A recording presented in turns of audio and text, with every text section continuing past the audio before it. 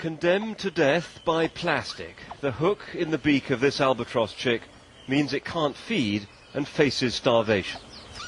Wildlife expert John Clavita tries to help. Plastic is emerging as a real danger. Help me just to... And hold the wings like that? Yeah. I'm going to simply... And this is squid juice, this is normal. The mother stays close by. Any idea yet what it might be? Not yet.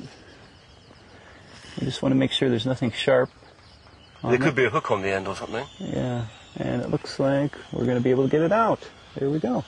And now we can release the chick. Okay. It's a small net that once held fruit in a distant supermarket. Piece by piece, this kind of plastic creeps relentlessly towards Midway on the tide. Being remote is no defence. And right now, the chicks are hungry.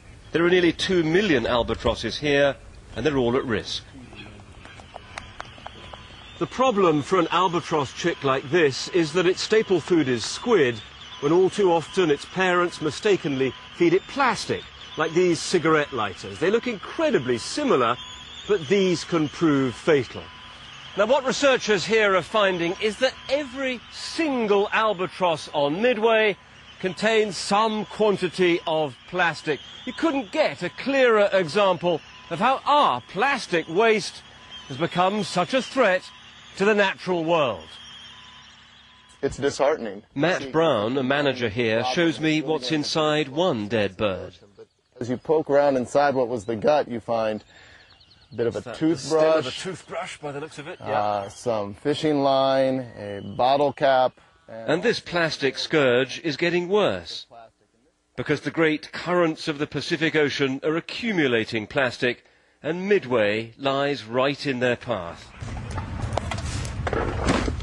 Fighting the plastic requires a constant effort, an attempt to clean up. I've only been here for a month, so I haven't had time to see yet my work just get covered over again by the next storm. So. But that's the risk. Yeah, pretty much every storm. Do people just throw it because they don't care about it, or is it part of a major dumping operation? You know, and so basically I wonder where it comes from, and just I'd like to see people be a little more careful.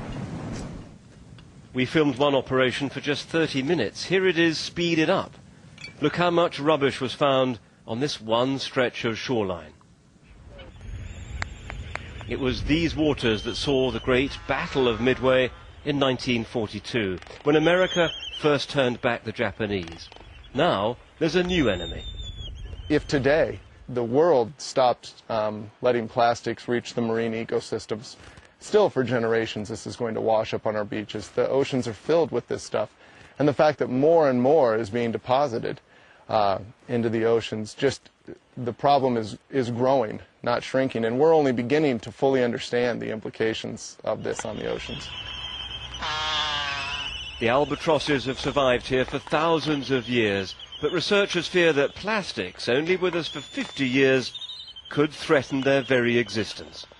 David Shukman, BBC News, on Midway in the Pacific.